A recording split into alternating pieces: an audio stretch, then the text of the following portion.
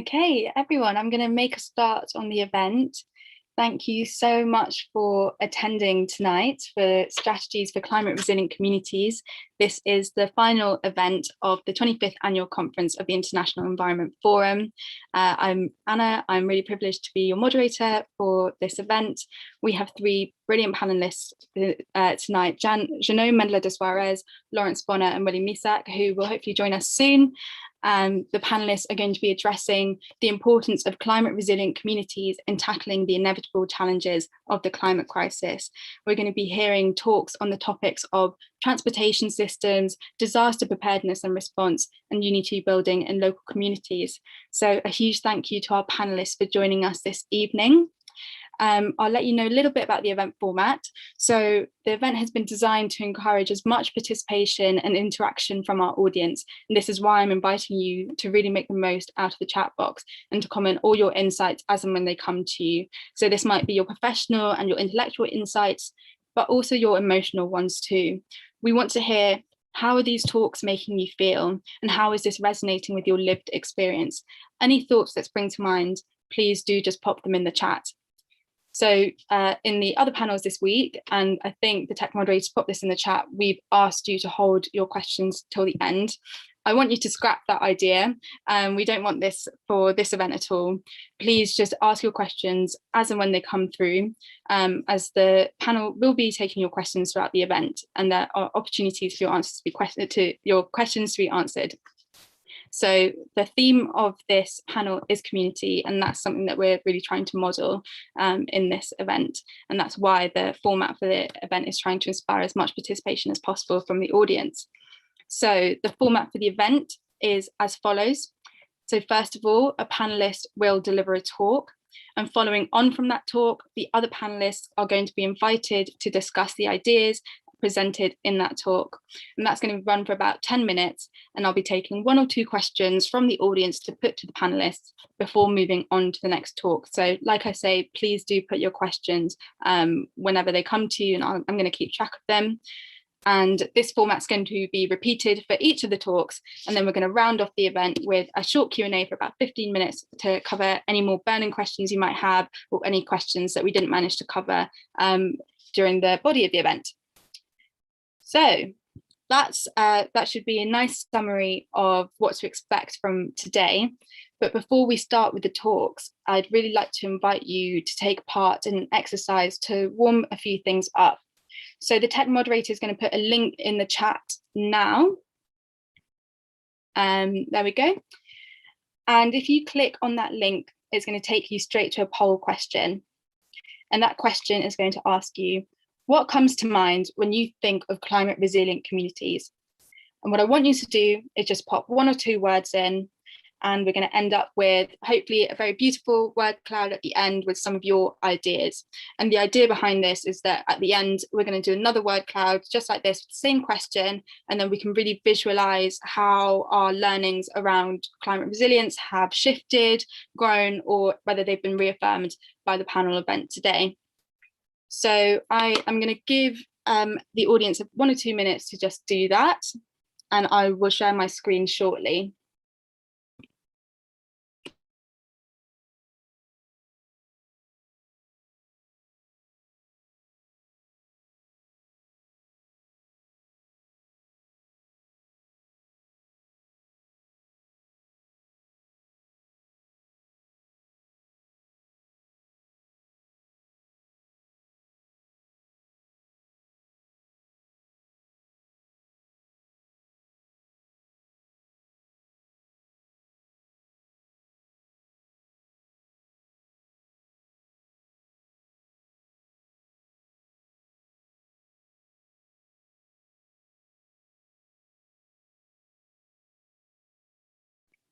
We've got some brilliant ideas coming through, so I'm just going to leave it on for a bit longer and see what other themes come through.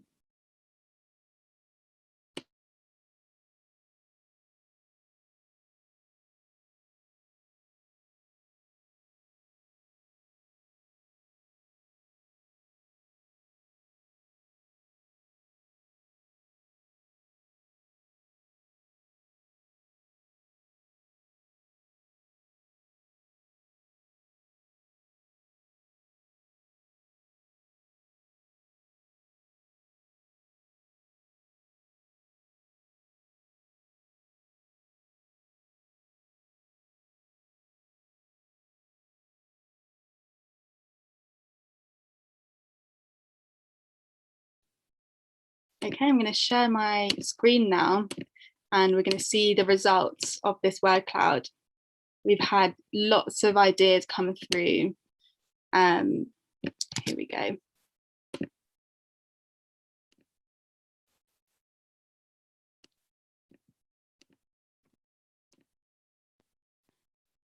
Okay, can everyone see that okay? So we've got some great ideas coming through. The two ones that stand out are unity and equity. We have words like neighbourly, secure, proactive, unified, economic diversification, collaboration, flexibility, social justice, adaptive, peaceful, equitable, cohesive, self-sufficient, connected, caring, one with nature. This is amazing. I'm not going to spend too much time on this now, because we're going to come back to this at the end and see how the word cloud has changed. But this is just a little exercise to get everyone warmed up and into the spirit of collaborating and sharing ideas. I'm just going to stop sharing my screen. I think I've done quite enough talking now, so I am going to introduce our first speaker for this evening, who is Jeno Mendela de Suarez, who is an expert facilitator and climate policy advisor based in Boston. And Jeno is going to be delivering a talk on unity and diversity. Can applying the first principle of biodiversity unleash the transformational power of communities? So thank you, Jeno. If you'd like to get started on that. Thank you so much for that beautiful introduction with the exercise, Anna. I love the word cloud. I'm going to share my screen and share some slides, and you'll notice right in the title that this is why I'm so happy to see the words unity and equity as the big ones in that word cloud. But in a way, the word cloud itself is illustrative of this unity in diversity, where we had the large words unity and equity, still the scope, the diversity of ideas that we already have generated together around what is community, tells the unity and diversity story. I'd like to ask you to think about this through a slightly different lens. And my question is, can we apply the first principle of biodiversity to unleash the transformational power of communities? And if so, how?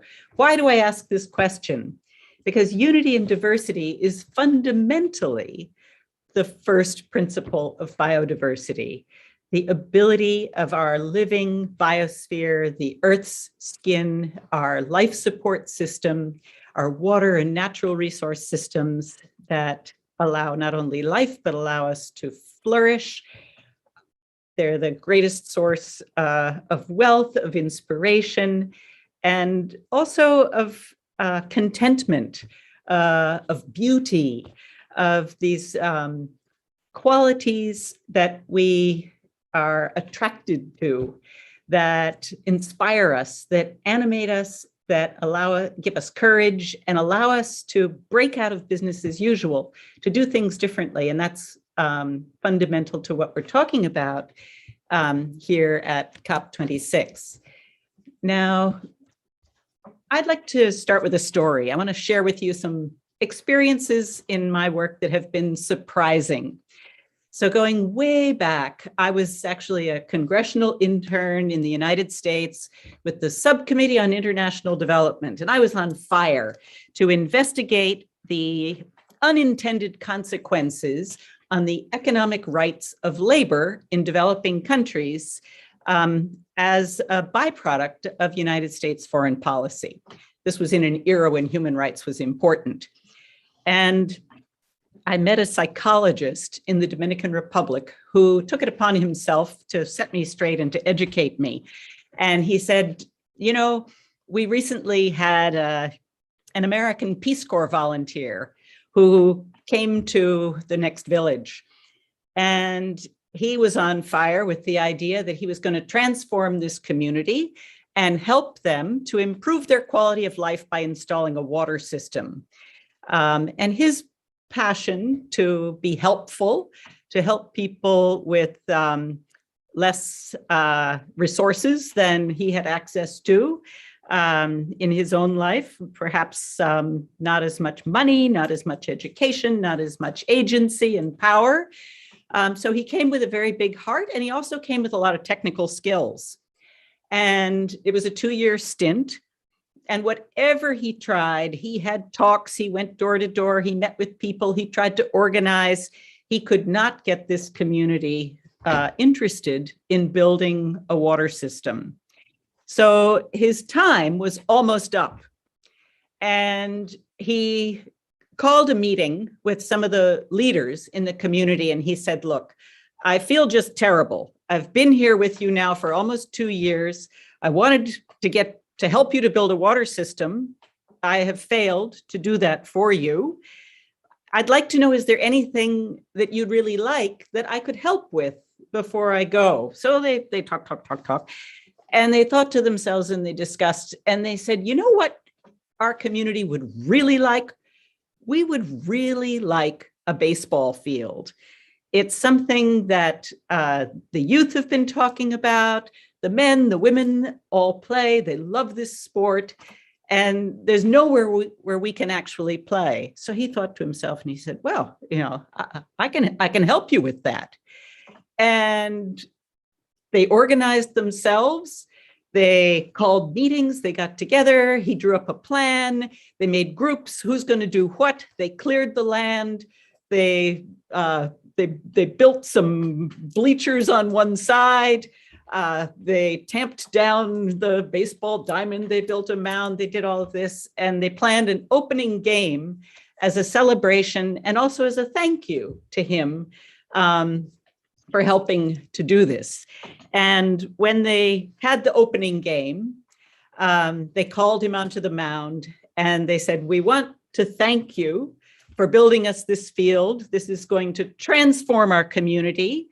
It's something that we've wanted. It now gives us a center, a place to come together where we can enjoy each other and enjoy our favorite sport. And we would like to give a gift to you. We know that you want that water system to be built very badly. So we would like to do that for you. And within a few weeks and before the end of his Peace Corps project, the community followed his plans and they installed the water system, basically a pipeline high up into the mountains where the water was uncontaminated, coming out of a stream with a standpipe down in the village. So that story has stuck with me my entire life and career. And what it taught me is to always question our assumptions. And I wanted to share with you just a couple of other insights because I love telling stories. I was working in Mali from 2013 until 2018 with Wetlands International and with the Mali Red Cross. And in this kind of intentional marriage of humanitarian organizations and environmental organizations.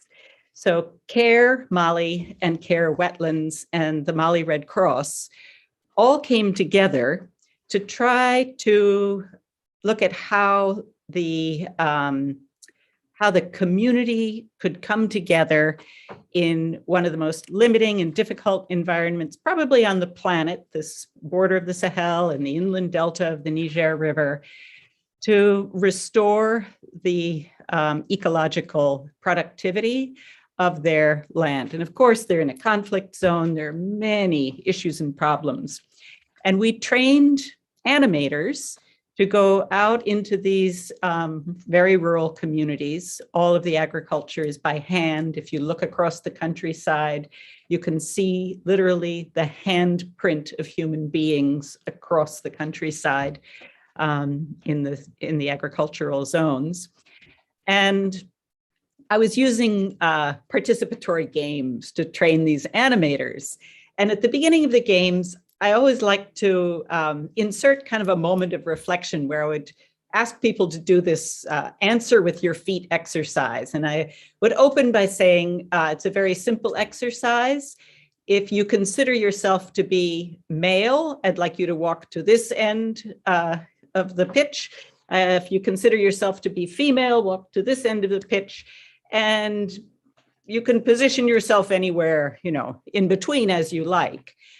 And generally, the participants would sort. And what I was looking for was the opportunity to point out that out of roughly 40 participants, there were only 4 women.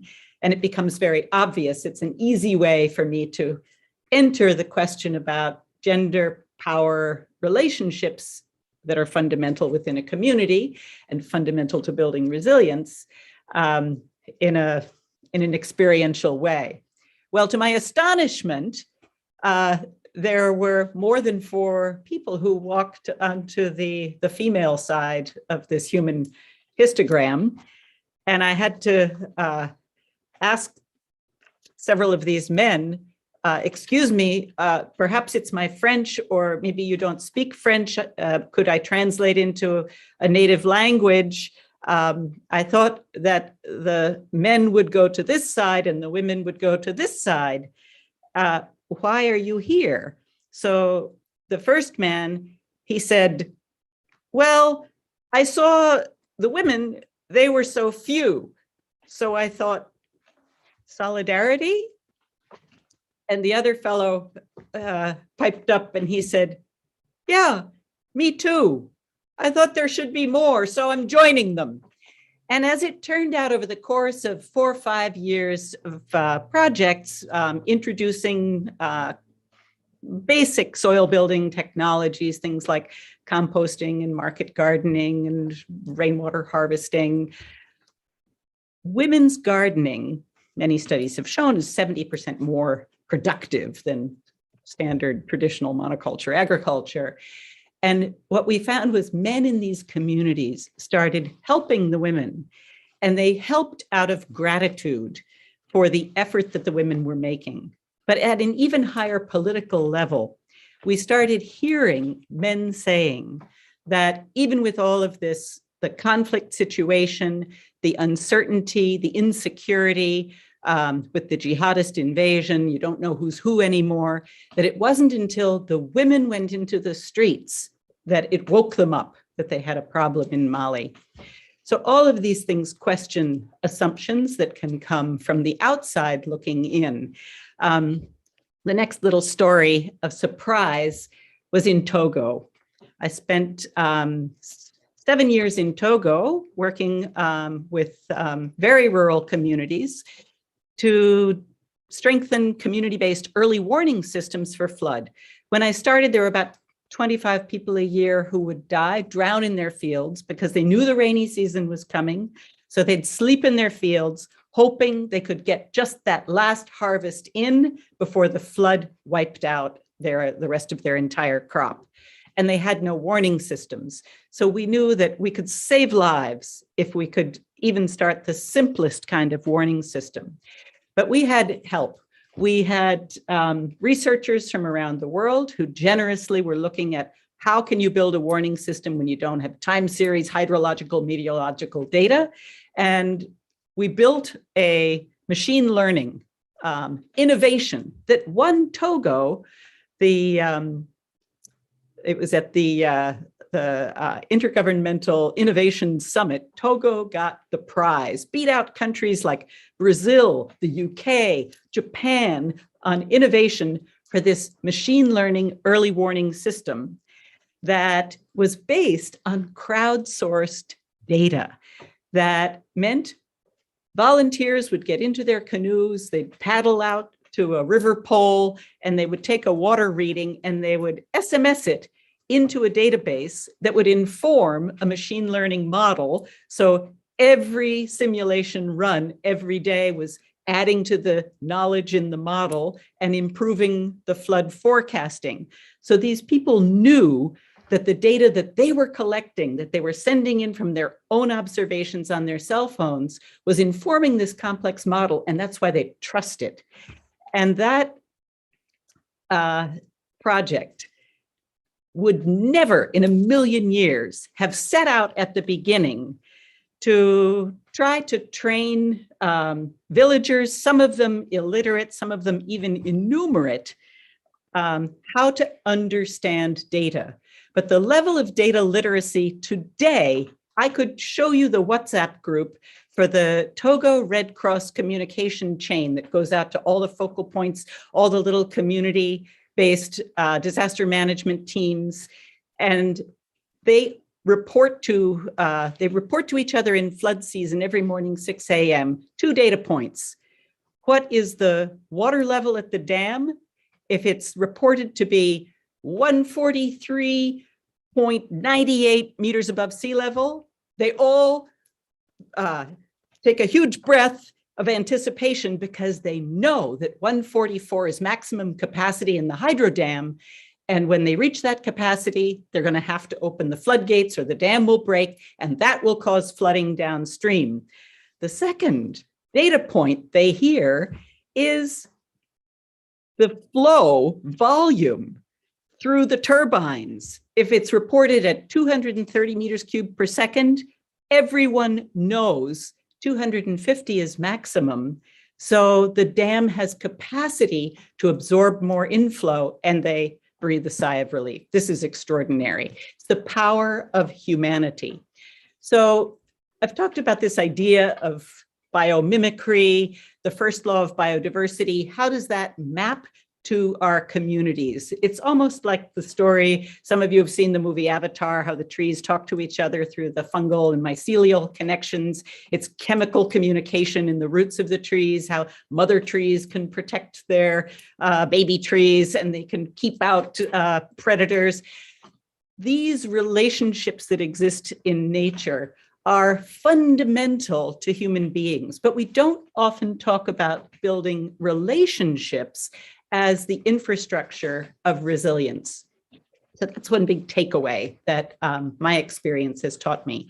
Another one, which I'm hearing, this has almost become a mantra in the Caribbean region, where I've been working for the last 4 or 5 years, this idea that we need to go from coordination to cooperation to collaboration, and that it has to be people-centered.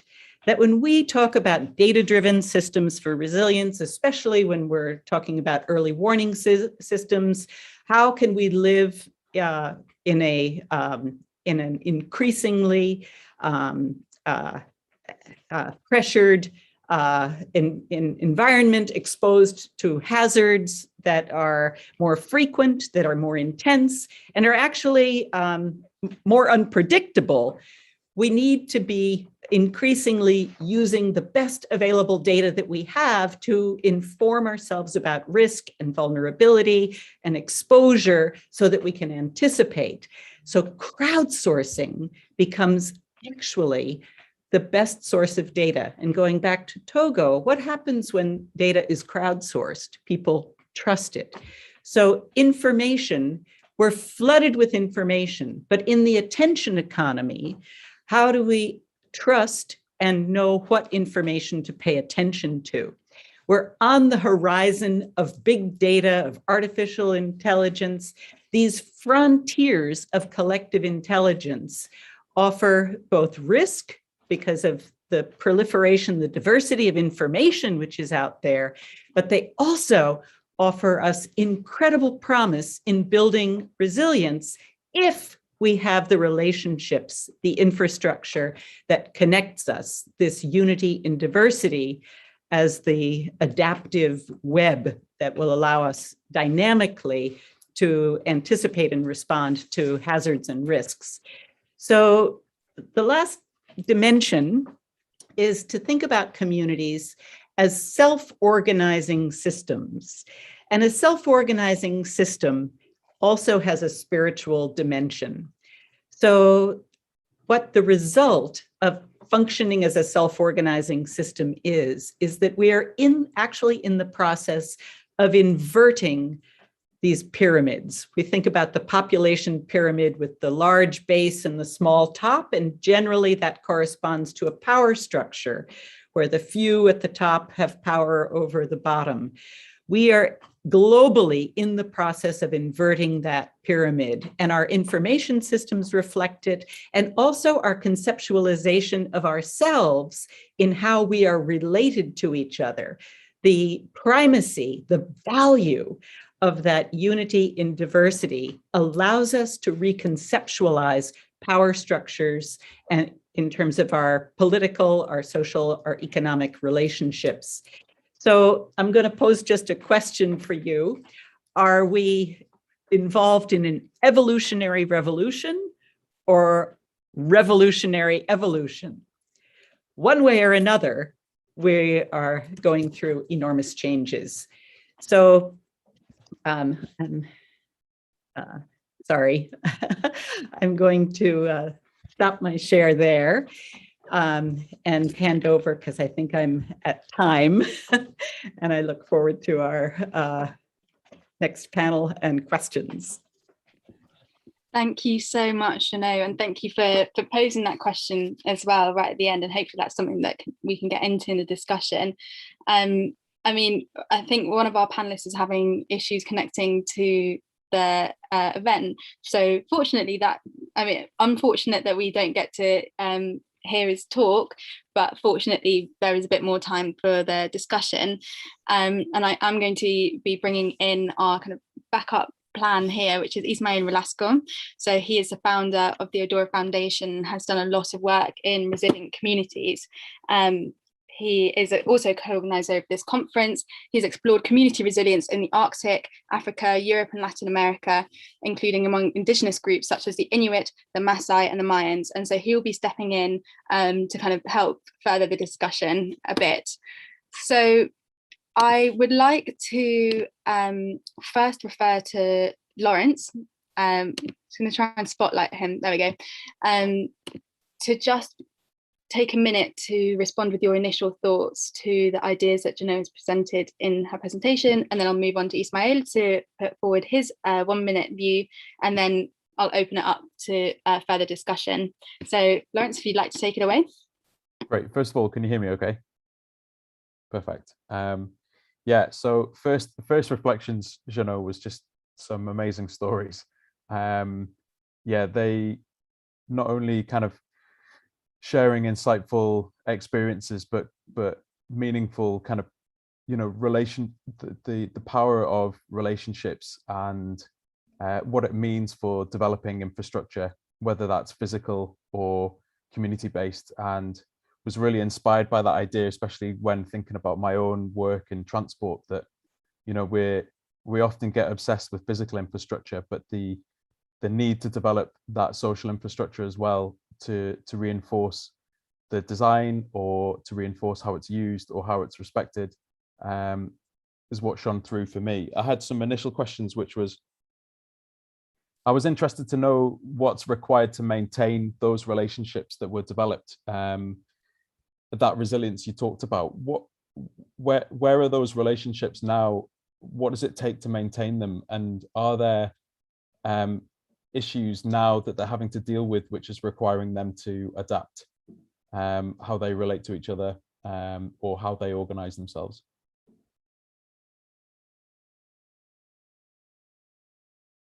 I'd be happy to quick respond to that. That's a great question. And in fact, you know, I always say that the handover, the sustainability plan should always be at the very start of every project.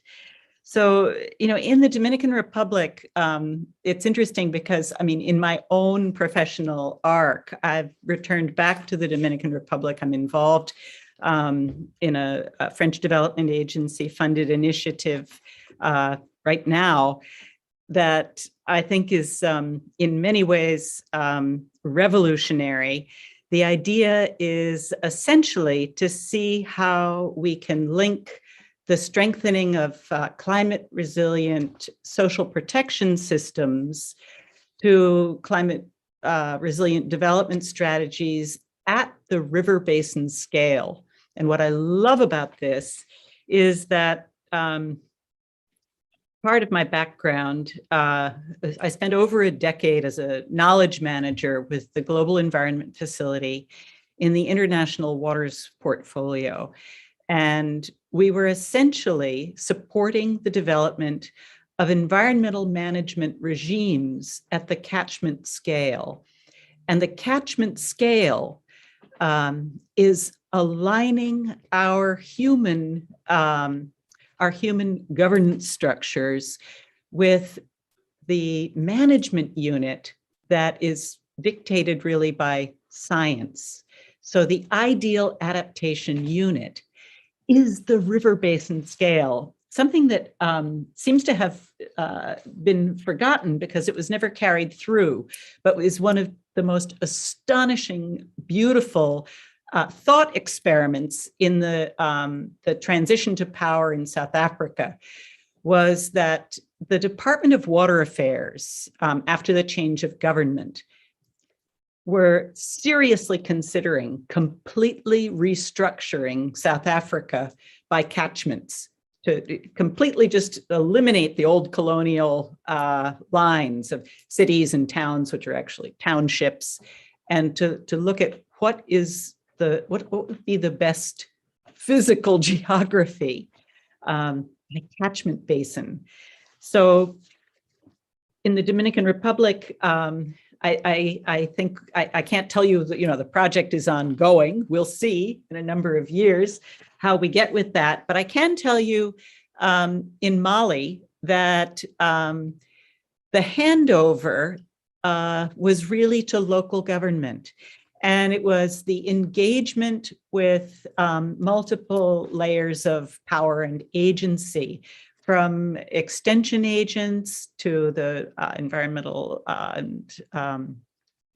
there's an Institute for the Rural Economy, a very strong science institution in Mali that was through these NGOs doing work in some of these rural communities in the inland delta, and met with mayors, with local councils. And in the governance structure, there are these circles and there are communes. So these circles and communes developed their first hazard mitigation plans, early warning, early action plans, based on everything from traditional indicators to weather forecasts coming out of Mali Meteo. And they were supported by the project, these animators who used participatory games to involve community members. So the plans themselves were sort of crowdsourced from the bottom up, but then they were adopted, tamponné, stamped by the mairie, by the mayor's office or the commune level. And they became the plan that then everyone could advocate for funding to implement.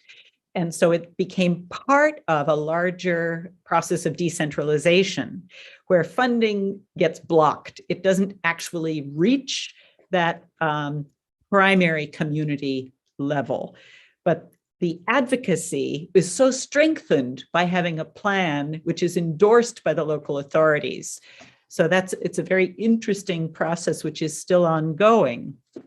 In Togo, the early warning system completely fell apart. First, one of the satellites that was the backup system when observers maybe ran out of cell phone credit, couldn't enter because a machine learning based early warning model has to have a data stream. So we set it up with a backup for satellites. So then there was a big negotiation that had to happen to source an alternative satellite to fill in that data. And then it had to backfill all the missing data to catch up and restart, the model.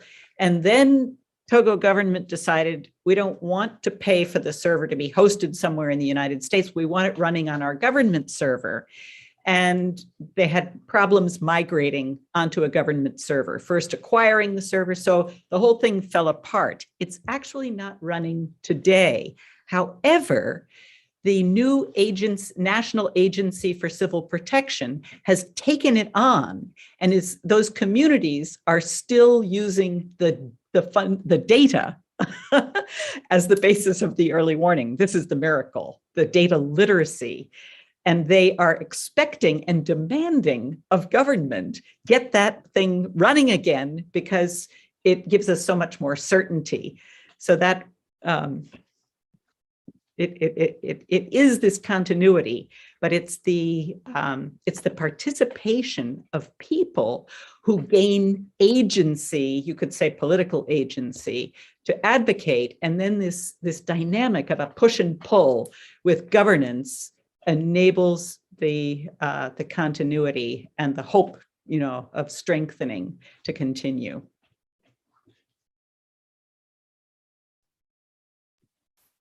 Thank you. I'm going to pass over to Ismail briefly to make some comments if you'd like. And I've just seen that the final panelist has actually managed to connect to the event, so we may have to move on a bit quicker than anticipated.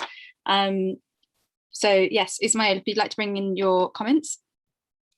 Thank you. What a fascinating and inspiring presentation, and it really rings so sort of familiar to some of my own experiences around sort of similar interventions and facilitation. And what struck me were two things that spoke to me from your presentation. One was that expertise is always contextual, that becoming technically expert in a particular field does not necessarily mean that your application will be expertly executed in a diverse community context. And this is one of the challenges of a lot of the sort of technical interventions that we see, particularly in the global south, of knowledge transfer, when you get someone from the global north coming up with a lot of technical know-how, but they don't really understand the context. So the meaning of the intervention is different. And some of your stories kind of drove home how the prerequisite of an effective technical intervention, of really equipping a community with the ability to increase its technical resilience, is actually dependent on the community framing its own context for that intervention. And once that community has framed that context, then sort of the process flourishes. And the second thought that came to mind was that servant leadership is not just an ethical sort of aspirational value, it is also a technical prerequisite to success. That that actually in the sort of first story that you shared, the efforts to push an agenda outside of a locally framed context failed. An approach that then followed, as opposed to drove, the community process, an approach that created a frame for that discussion. And similarly, your facilitation in that gender exercise, you did not drive that group of people into one particular frame. You created a space where they could frame the sort of inequalities, as it were, in their own terms. And they showed me my own assumptions. Right. And that's another really interesting concept, because it recontextualized your intervention. And the fact that you were following allowed you to adapt. And therefore, at the end, the result was quite powerful. And similarly, when the first person followed and built the baseball field, that allowed his intervention to adapt. So those two things are very powerful to me. This notion of where values seem to actually translate into development success, and vice versa. And I suppose incorporating that into our planning practices, and the challenges of doing so at scale, where some of the solutions that we are offering are macro solutions, and we are not facilitating the level of consultation that will allow us to contextualize that. And so, there are examples of massive interventions like the Green Revolution in the 40s that improved yield, but, sacrificed sustainability, et cetera. So those are the kind of thoughts that were triggered. Thank you. Another lovely lesson I learned from the last president of the Togo Red Cross was, he said, we're not assisting the communities, we're accompanying them. Thank you so much. I'm going to have to jump in there, and I apologise for cutting the discussion a bit short. But thank you so much. Some really great insights in there. I am going to move on to our second panelist for the evening, which is Lawrence Bonner. Lawrence Bonner, you are an urban designer and transport planner in the UK, and your talk is going to be on transport justice, planning the 20-minute neighbourhood. So thank you whenever you're ready. Anna, I'm just going to share my screen and get that set up.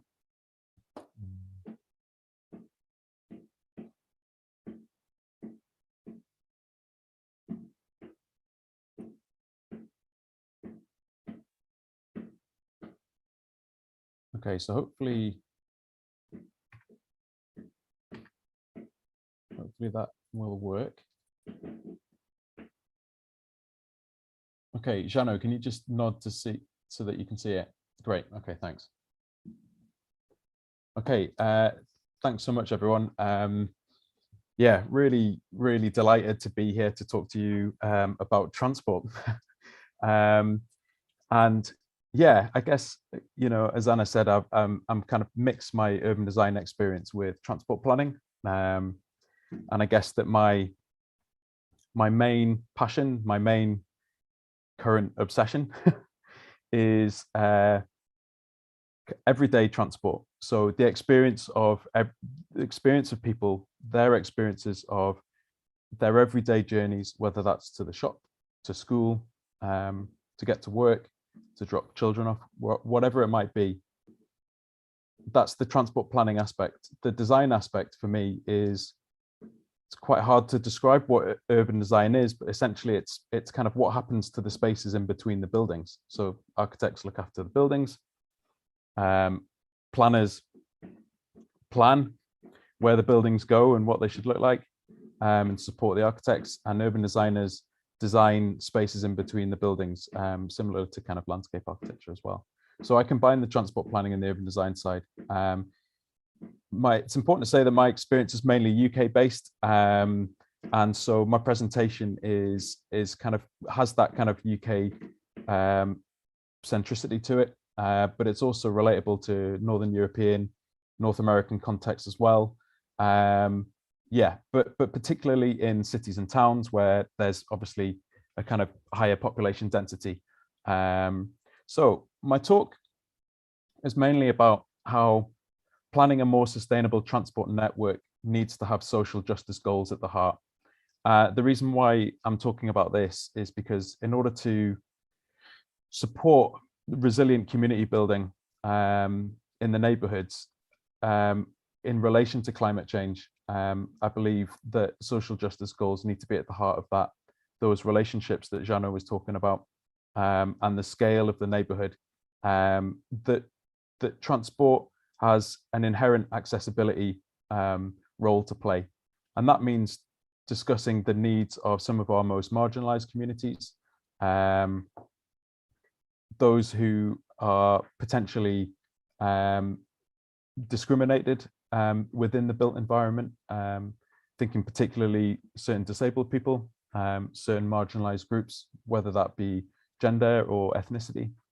And I think that the experience of COVID in particular has kind of shown us how those inequalities, yeah, that there's vulnerabilities within our communities, and essentially, you know, to work towards supporting those communities and listening to what their needs are is an essential aspect of being a transport planner, being an urban designer. Yeah, so let me just move on. So I've explained a little bit about what transport justice is in terms of that social justice element at the heart of kind of climate resilience, and planning essentially a sustainable transport network. So I guess any transport scheme or project or decision made is political. How we allocate space, what we decide to tax, where we decide to invest, what we decide to monitor in terms of impacts. All of these depend on someone making a decision somewhere. And this is how we build these is how we build our towns and cities. It also means that, as with all aspects of life, there are certain, with a decision comes positive and negative impacts depending on who you're looking at.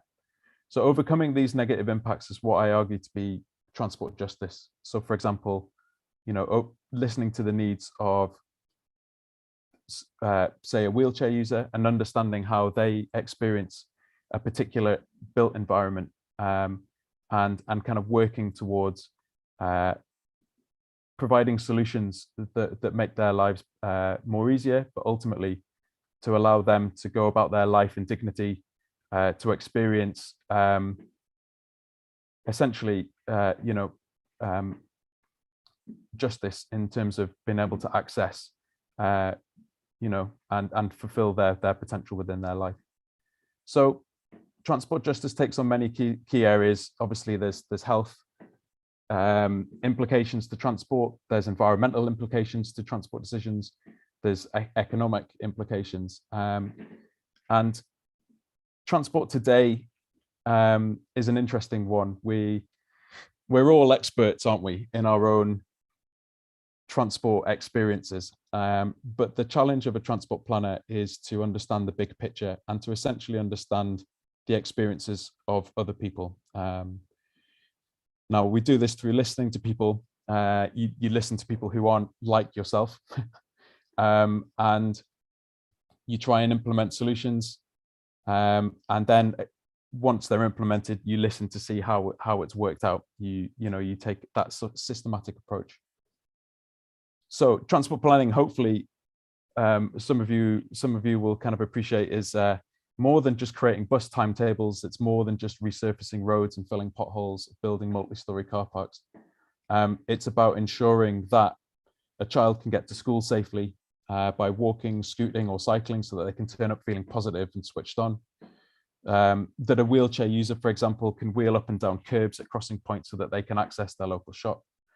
That a young graduate can get home safely at night after their night shift without fearing for their safety. And that all families, regardless of their socio-economic background, can access clean air away from traffic. So this is what it means to me to be a transport planner. And I just wanted to set that context before we kind of get into the nitty-gritty. So one thing for sure, though, is that at the minute, we don't have a level playing field when it comes to transport provision.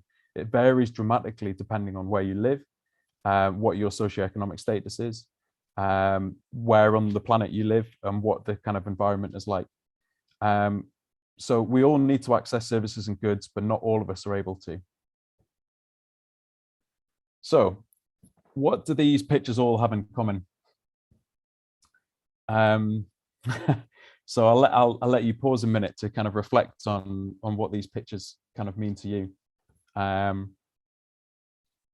So from my perspective, this is a spatial question. They all provide space for vehicles.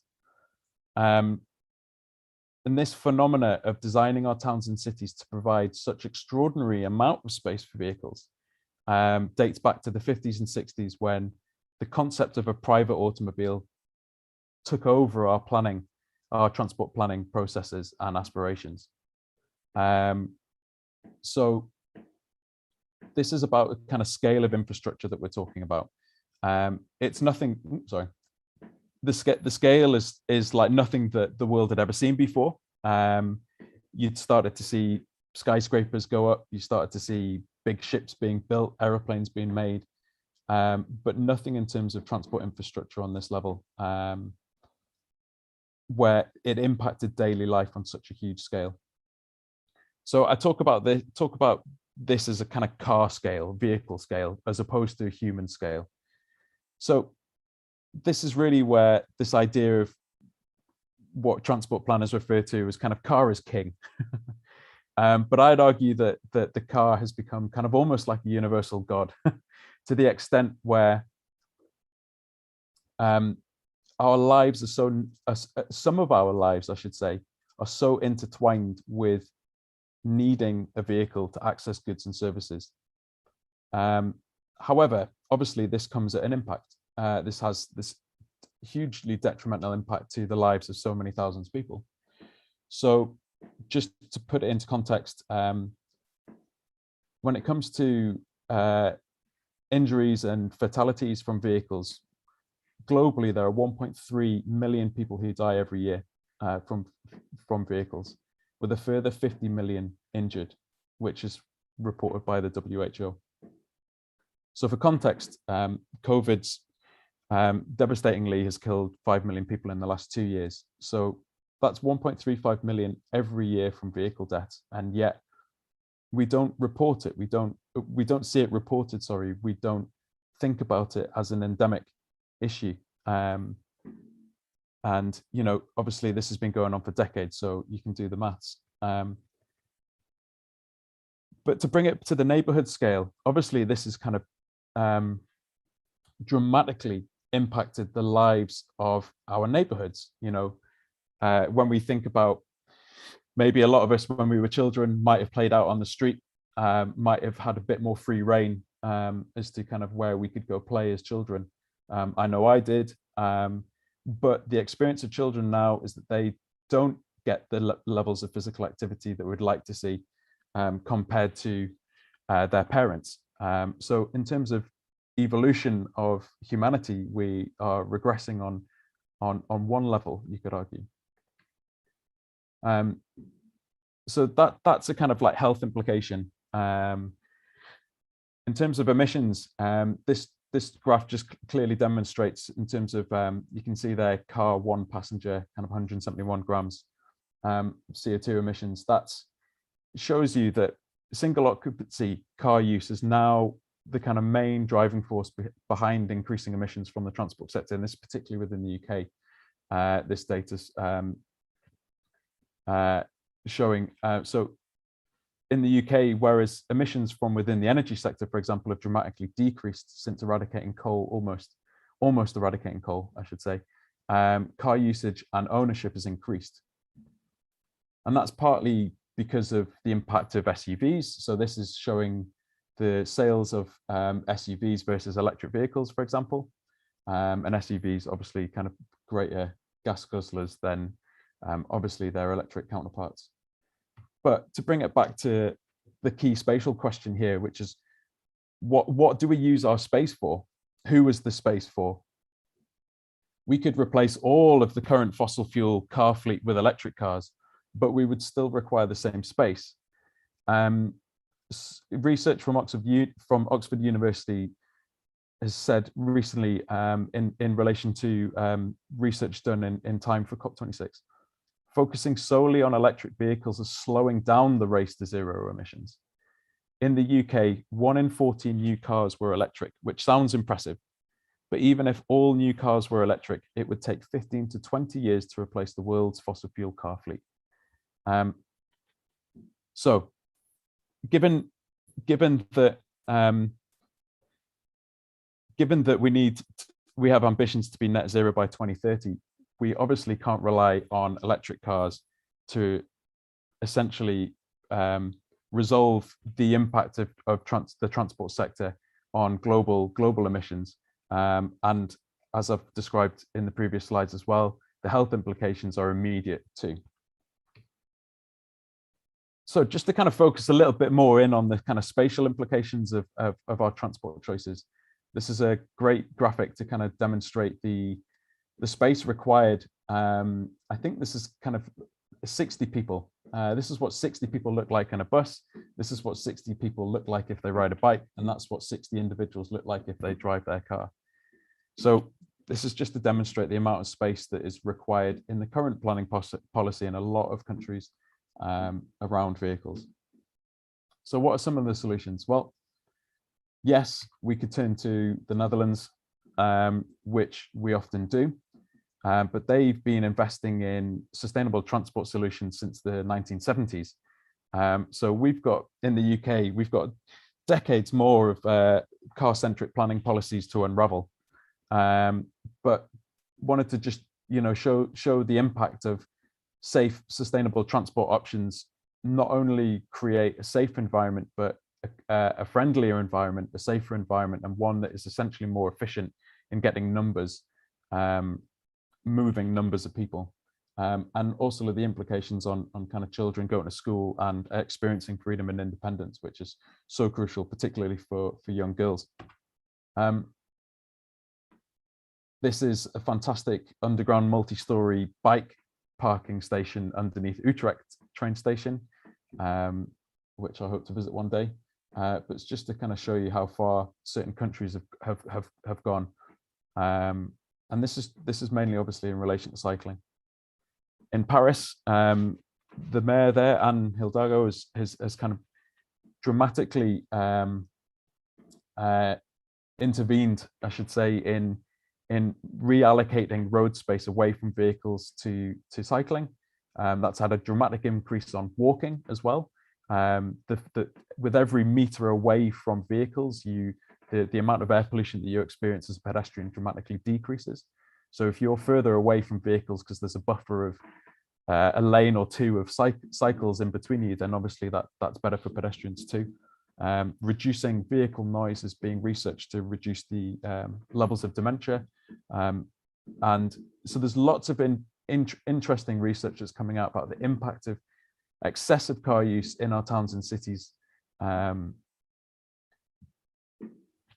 Next slide there. So classic kind of argument against cycling is that, what about the weather? Well, I think the residents of Copenhagen would have something to say about that. Interestingly, in Ghent, they have introduced in 2017 a car circulation plan in the main town. So what you can see there is the town centre is completely car free, and you have a driving policy of to, not through. So the idea is that you can kind of drive within these sectors, and then you can access the different sectors around the outside.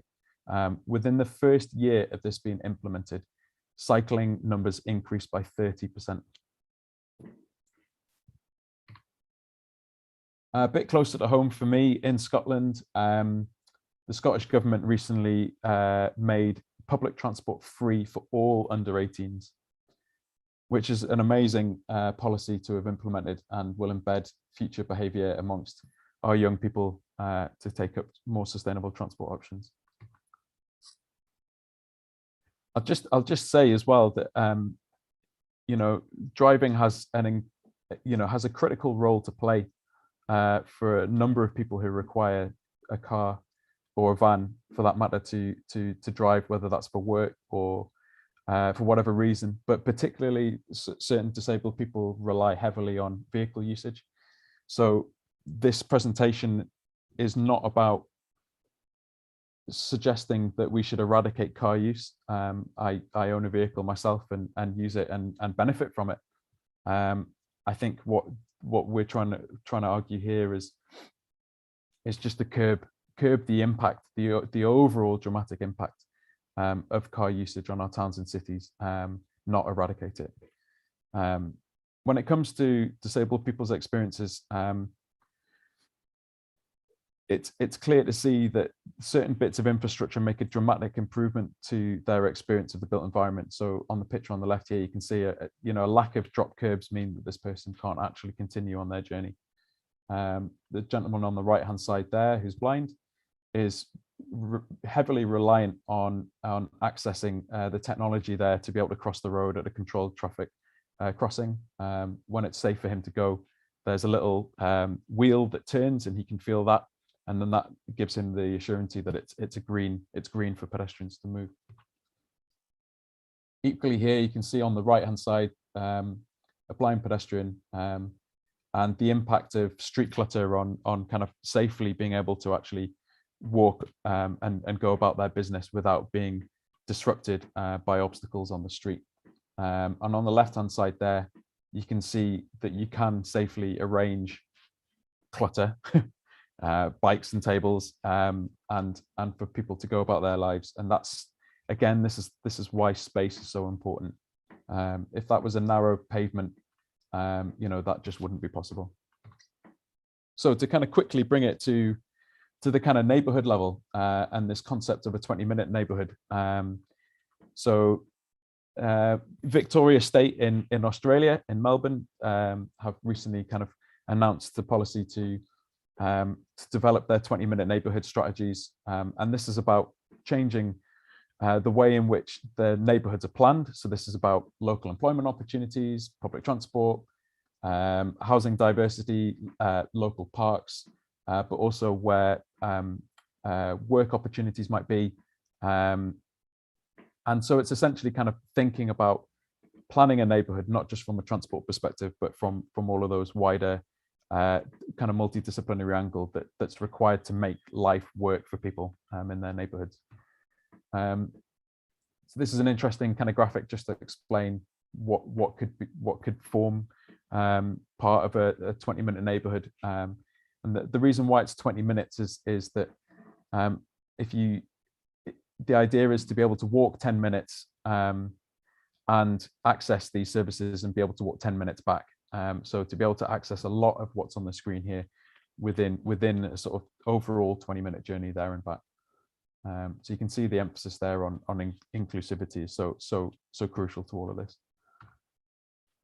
And just to kind of finish up, this is just a great study that gets used time and time again about the impact of traffic on building relationships, and kind of going back to kind of Jeno's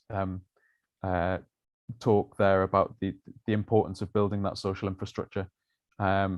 Obviously, like a resilient neighborhood requires those relationships, and this study proved that heavy traffic essentially reduced the ability of people to kind of relate to their neighbors or to kind of have those contacts, because the environment just wasn't attractive enough to kind of spend time in and to meet those people.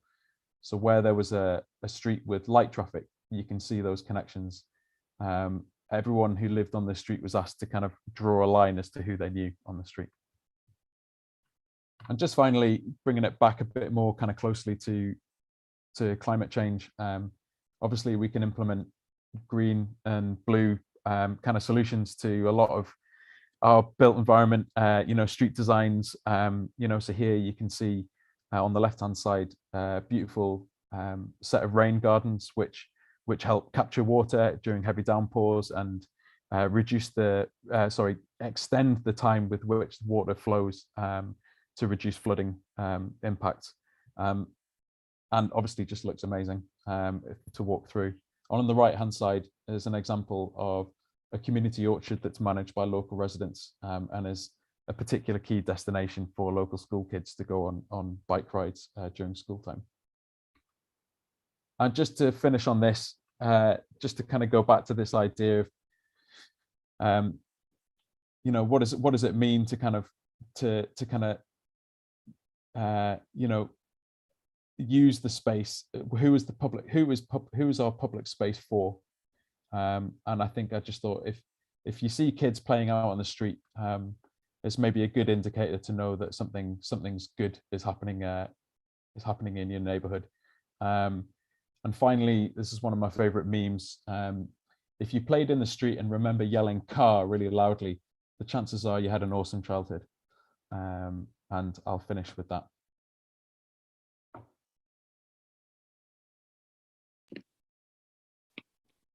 Thank you so much, Lawrence, for such a fascinating talk.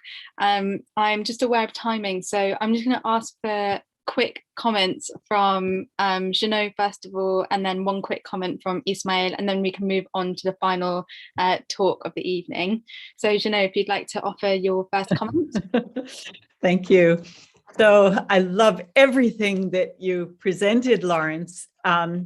But the question that is really getting at me is that, we've got these amazing examples, we've got brilliant science, but what's missing? How do we revolutionize this transformation? How do we take back the streets?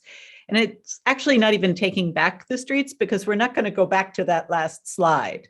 There's no going back to some, idealized, former way of life.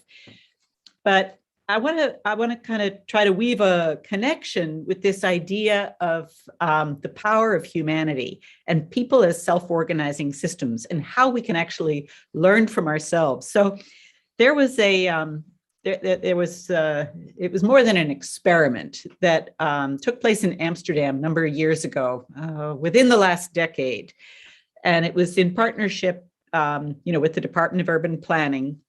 Some researchers identified several of the busiest intersections in Amsterdam. And you know what they did? They turned off the street lights for 6 months.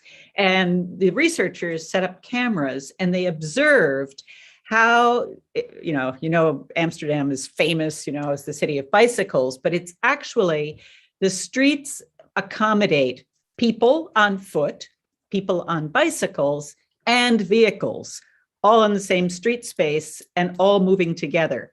So you would think you turn off the lights.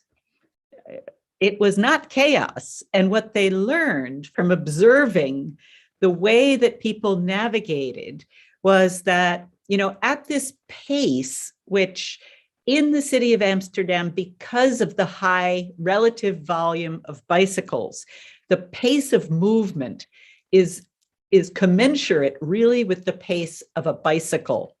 And also people, you might notice, ride bicycles upright. They're not, hovered over on a mountain bike or a racing bike. So the eye contact it's kind of like a pilot in an airplane. People on their bicycles, as well as in their cars and walking on the streets, they are aware in their peripheral vision.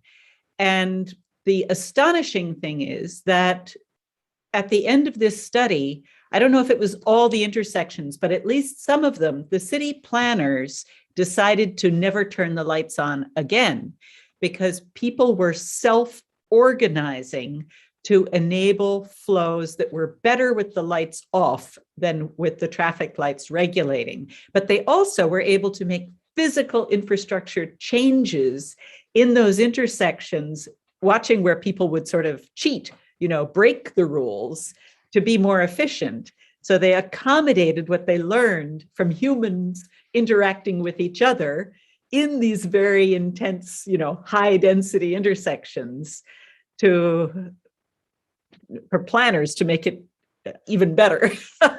So I want to ask you, where can we find the courage for cities to allow this learning from people, to have the courage to turn the lights off? Or we have a new mayor in Boston. We've broken 199 years of white male leadership in the mayor's office, elected Michelle Wu this week. One of her platforms is to take back the streets and to make all of public transport free. Many people think, oh, she'll never accomplish this. It'll be her downfall. But I want to ask you, do we need more of this kind of courageous, bold, propose a new system thinking? And where do you see the most useful interventions? I'm just going to jump in and just ask that the answers are kept to be as briefly as possible, just so I'm very aware of time, and I want to leave some time for the last talk. Yeah, quick. Oh, go on, Ismail. No, go on. I think right now, political leadership and investment from national governments seems to be what's making the difference in the UK. So huge amount of money is being promised and invested by the current British government. But what you're seeing on a local level is the power of local government and local democracy aligning to deliver the change. And you're seeing councillors really sticking their necks out to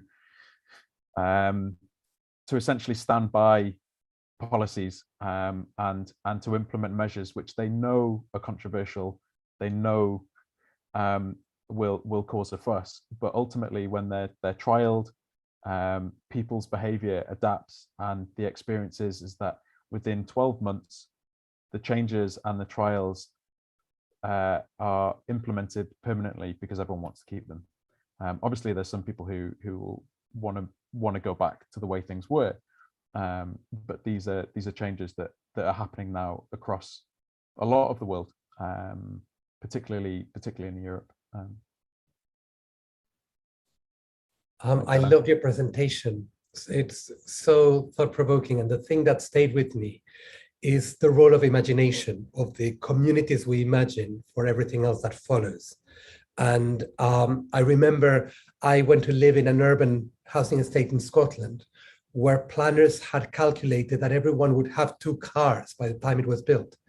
So there was this massive desert of car parks.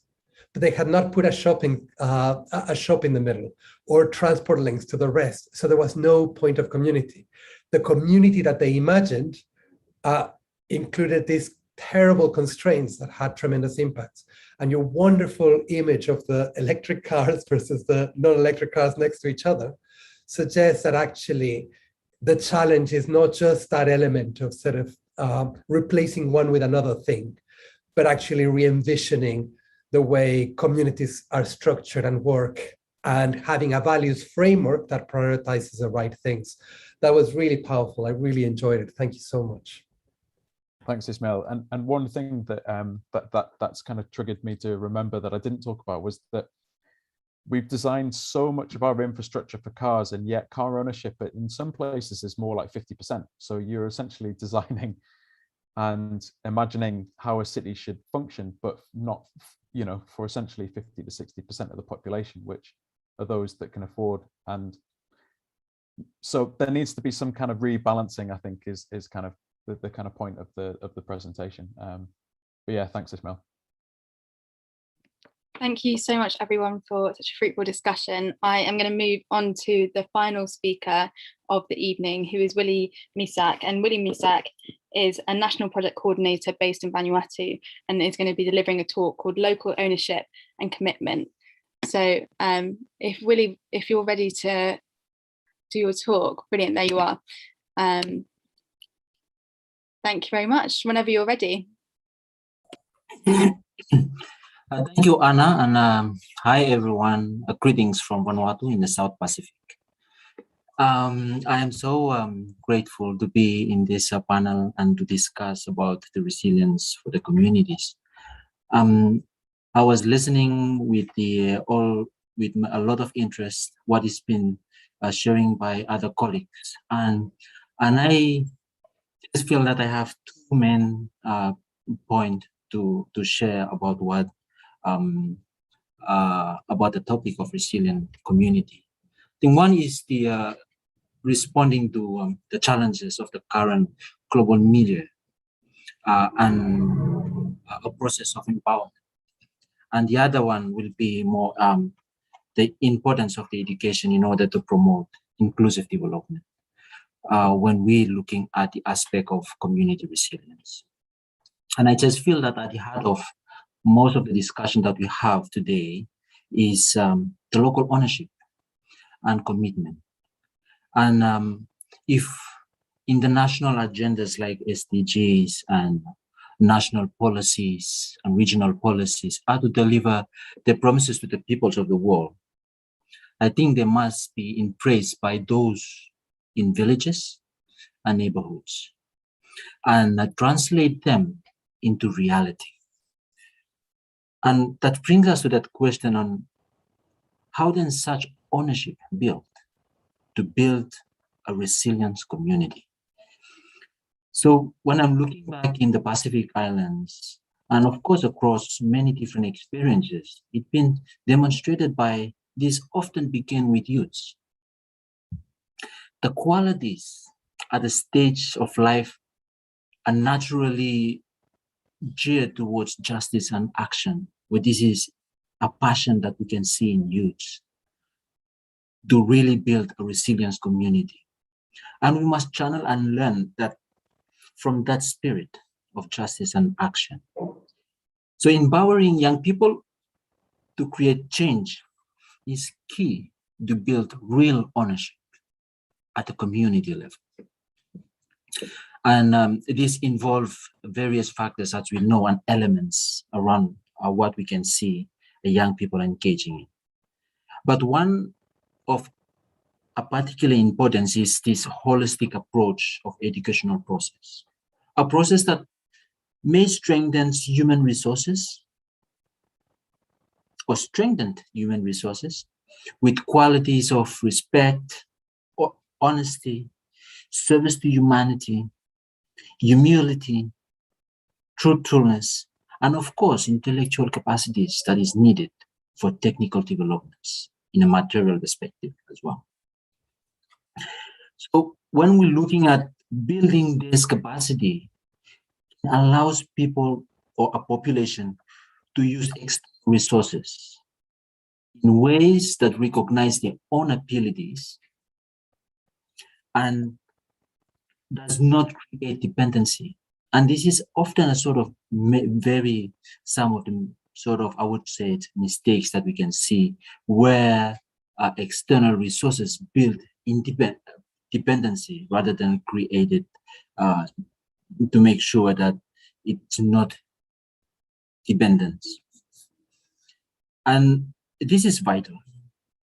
And while we know there will need to be a much more equitable distribution of material resources globally in more just and equal war, the transfer of resources leads to a lasting progress only to the degree that it supports a process of local populations taking ownership of their own path of development.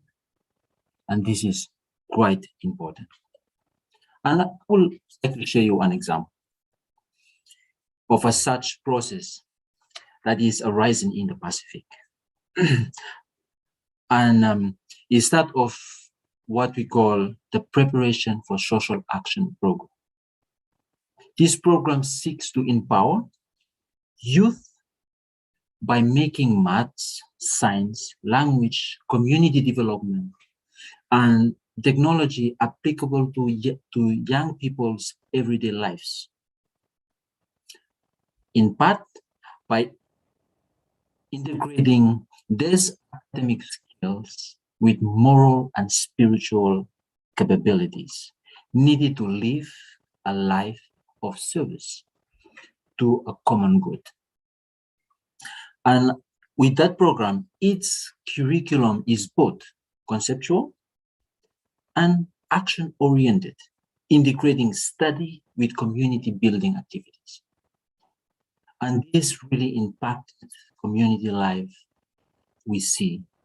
And many examples are raised in a very tiny little island of Vanuatu called Tana, where we can see people and community embrace those activities. So in places where this program is flourished, two populations so often considered recipients of aid have shown how they are really the drivers of development. Those are youths and the islanders themselves in the Pacific. So while support is always welcome and indeed vital, given the global challenges we face, of course, it must be done in a way that recognizes the inherent capacities of population themselves. And this vital program provides this capacity for the communities. So we found that when approached in this way, with those experiences that we seeing in the Pacific, a population can be prepared to address a range of challenges, whether to be unemployment, violence against women and girls, and even natural disasters, and the effects of climate change that is one of the common global challenges. This is central to truly sustainable development. And I thank every panelist and everyone for this very important space of sharing those experiences that we are seeing in the Pacific, and believe that in that way and on that pathway, we can all contributing on the betterment of our societies. Thank you, Anna, and thank you, everyone. Thank you so much, Willie. That was really powerful. I am going to open up to the other panelists for one brief comment each, and then hopefully open the floor for 1 or 2 questions from the audience. We might run over a tiny bit, just by 5 minutes, but anyone can obviously leave whenever they're ready. But Jeno or Lawrence, would either one of you want to go first?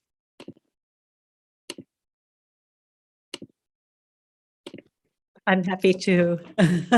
Thank you so much, Willie. I obviously have so much that I could react to, but I love the highlight on the youth. And one of the parts of the story in Togo that I didn't tell is that actually the complex connection between SMS to translate observational weather data into a database that would then go into a complicated machine learning model.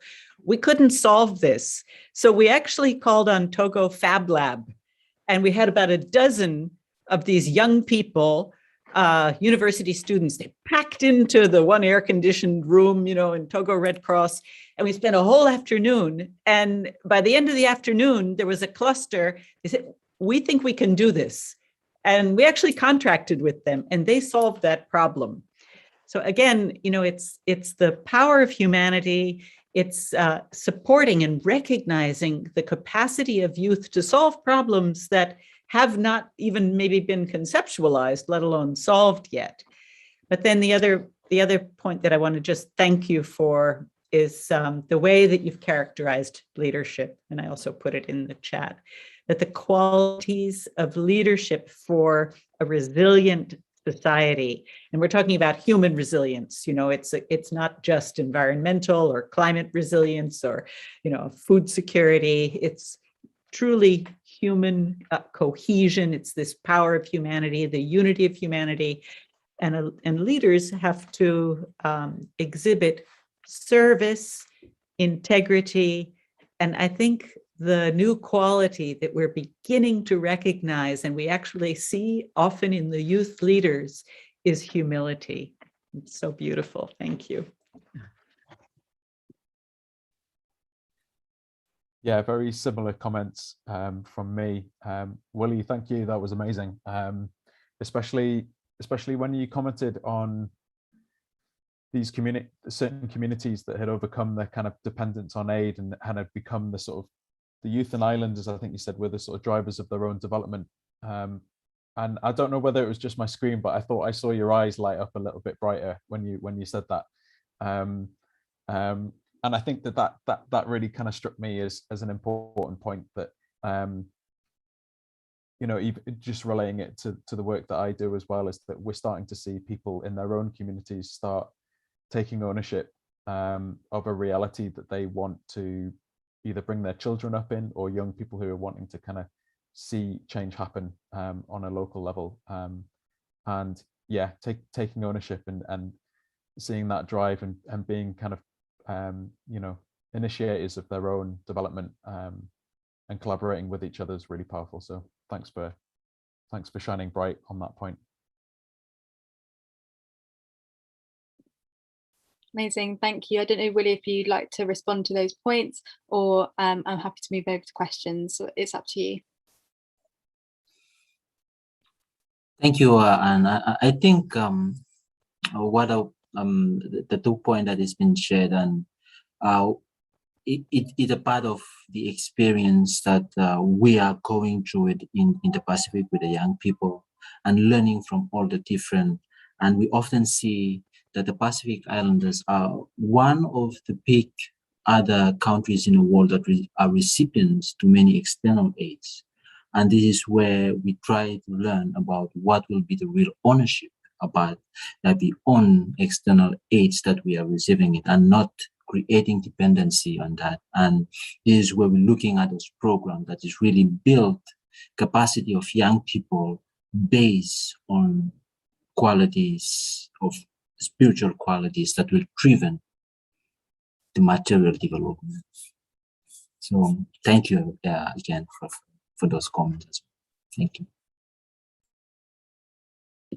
Thank you, everyone, and thank you to all our panelists for bringing in such engaging talks and such engaging discussions afterwards. I'm going to pass over to the tech moderator and discussant, Ismael Velasco, who is going to choose a question to put to the panelists. I will pass over to you. Thank you. There's room for one question, and I think this question is really powerful and very challenging, and it will be a really interesting thing to hear your answers. Carol Curtis writes, "Greetings to all. I'm joining from the Marshall Islands, a country that will disappear with climate change and sea level rise. So my question is, what is resilience for people who will lose their culture, language, land, way of life, and their country due to climate change? What would you do now if you knew you were going to lose your home, your way of life, your culture, and your country?"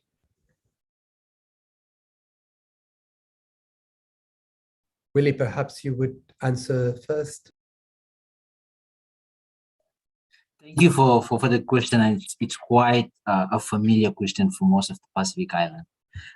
I think when we're looking at the aspect of resilience, and of course, in the Pacific, we have those impact of climate change, sea level rise, and lowland islands are going through these all changes and sea levels that quite impacted their livelihood.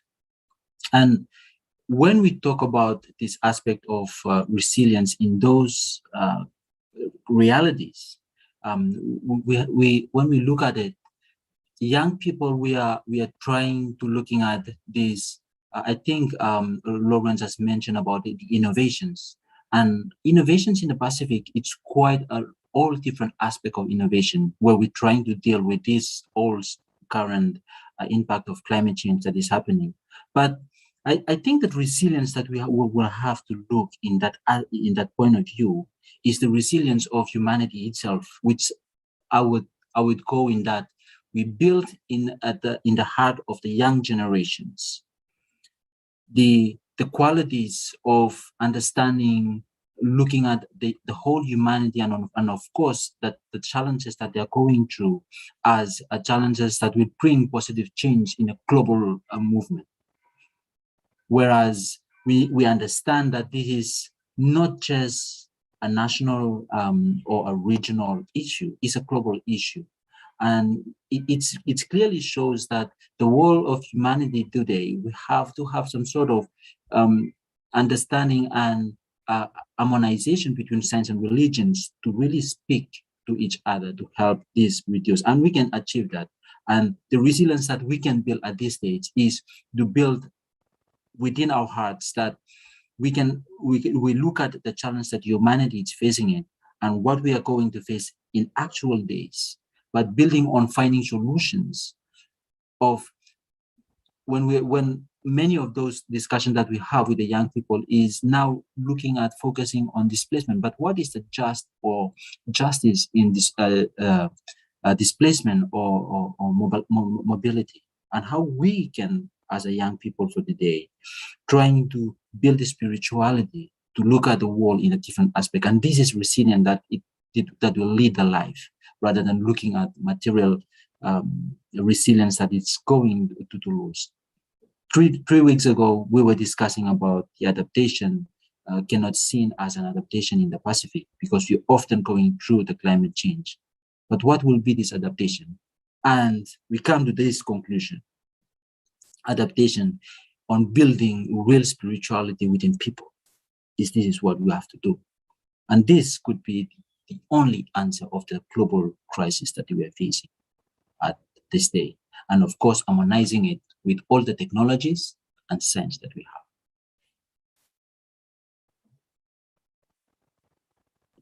Thank you, Willie. That's a really beautiful response. And as Carol's just put in the chat, there are only three things we take with us no matter what. These three things are our knowledge, our health, and our spiritual strength, which I think really encapsulates what you were trying to say. I don't know if Jeno and Lawrence wanted to add to that.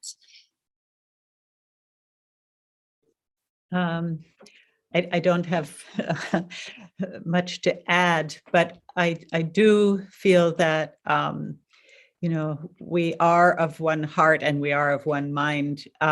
Clearly, in this session, and in this struggle, which is it's a struggle for all of humanity. We're at an inflection point. part of the frustration is that the small island states have been leaders for decades and decades and decades in understanding climate and anticipating the needs for adaptation, as well as to stop causing it. But at the same time, the small island states are giving us an example of courageous leadership with integrity. Anote Tong of Kiribati was the first head of state to come to his people to confront his people with the reality that they may become a diaspora. I'm not saying that it's the solution, but part of the solution is anticipating what are the contingencies. So I know that, when he was president, he initiated a whole discourse on migration with dignity.